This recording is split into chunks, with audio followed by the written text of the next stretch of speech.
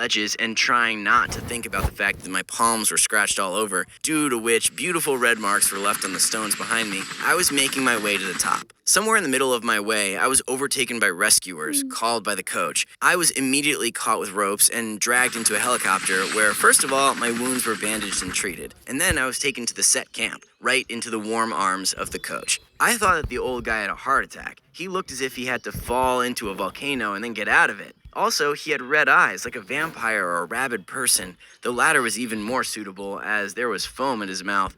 In short, I really wanted to return to the rescuer's helicopter or volcano. The coach was already opening his mouth when I suddenly remembered why I had been jumping and handed him his bag. As a result, he smiled. Well, that's great. Why yell? And the coach closed his mouth, along with the eyes, and the rest of the guys rushed to give him with first aid. The way we got home later is another story.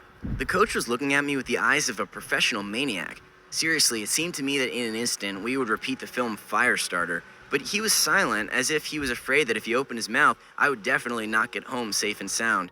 But at school, he lost control. Oh, I was yelled at so much, in a loud, picturesque, and exquisite manner.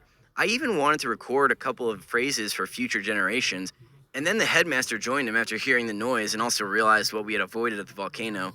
At the General Assembly, it was decided not to let me engage in camping in the future, so that I do not even stand nearby and corrupt the minds of other guys. And when I tried to say that I had actually performed a heroic act, the coach suddenly stopped yelling. He came up to me, I backed away, and asked if I thought that my life was equal to some kind of bag. Well, yes, losing money and documents was unpleasant, but fixable. But the death of a pupil could not be corrected. It's impossible to reprint me or buy my copy.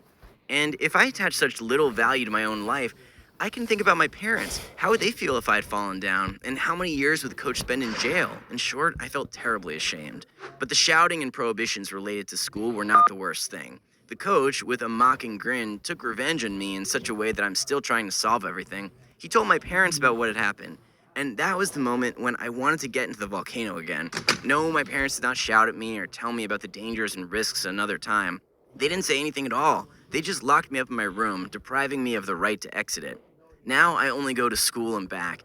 In addition, my parents often see me off and meet me only when they have no free time at all. I can feel a little freedom.